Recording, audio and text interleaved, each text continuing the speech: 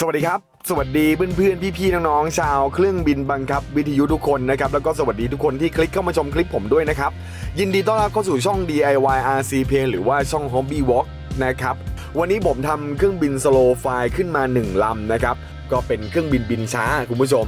ลำนี้ต้องการไล่น้ำหนักให้เบาที่สุดแล้วก็ต้องการที่จะบินให้ช้าที่สุดเท่าที่จะช้าได้นะครับ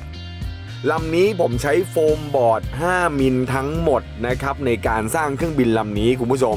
ส่วนแบตเตอรี่ที่ใช้นะครับเป็นแบตเตอรี่ 1,000 มิลลิแอมป์คุณผู้ชมก็เล็กมากๆเลยนะเล็กกว่าไฟแช็กอีกคุณผู้ชมแล้วก็ใช้สปีด30แอมป์นะครับมอเตอร์ที่ใช้นะครับเป็นมอเตอร์ 1,400 kV นะครับใบพัด8นิ้วถึง10นิ้วนะครับส่วนความยาวของปีกนะครับปีกจะยาวอยู่ที่1เมตร20เซนติเมตรนะครับลำตัวยาว82เซนติเมตรครับลำนี้ก็ดามปีกด้วยคาร์บอน5มิลนะครับในส่วนของช่องตรงปีกนะครับจะเห็นว่ามันค่อนข้างที่จะใสนะตรงนี้เนี่ยผมใส่แผ่นใสเข้าไปนะครับผมต้องการจะบินเครื่องบินลำนี้แบบว่าให้มันดูแบบเป็นโครงอยู่บนอากาศคุณผู้ชมก็เลยใช้แผ่นใสนะครับก็จะแปะกาวที่ด้านล่างของปีกแล้วก็ของ Elevator ด้วยนะครับส่วนแผ่นใสที่ใช้นะครับคุณสามารถซื้อตามร้านศึกษาพันธุ์ได้เลยนะคุณผู้ชมนะก็อยู่ประมาณแผ่นละ5 บาทนะครับเป็นแผ่นใสสำหรับทำปกรายงานหรือว่าทำแผ่นสไลด์นั่นเองคุณผู้ชมในส่วนของลำตัวนะครับคุณผู้ชมผมไม่ได้แปะแผ่นใสนะตรงนี้เนี่ยทำเป็นช่องเป็นรูไว้แบบนี้เลยนะครับเพื่อลดน้ำหนักของมันคุณผู้ชมด้านหลังนะครับก็จะมีในส่วนของ Elevator นะครับที่เป็นทั้ง Ladder แล้วก็ Elevator เลยก็คือเราจะทำเป็นตัว V ไว้นะครับ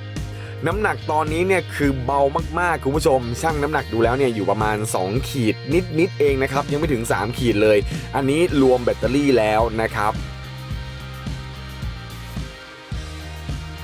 ส่วนการบินในวันนี้นะครับยังไงก็ต้องขอโทษด้วยนะคุณผู้ชมนะเพราะว่าเพื่อนผมเนี่ยถ่ายกล้องไม่เป็นนะครับมือเขาค่อนข้างที่จะสั่นคุณผู้ชมก็เลยได้ภาพออกมาประมาณนี้นะครับเอาไว้เดี๋ยวถ้าผมไปสนามเนี่ยเดี๋ยวจะให้พี่ๆบินนะครับแล้วเดี๋ยวผมจะเป็นคนถ่ายเองคุณผู้ชมเดี๋ยวมาแก้ตัวใหม่รอบหน้าแล้วกันนะครับคุณผู้ชมสำหรับการบินในไฟล์นี้นะฮะวันนี้ก็เป็นการ First Flight เป็นเที่ยวบินแรกของเครื่องบิน Slow Fly ลำนี้เลยนะครับ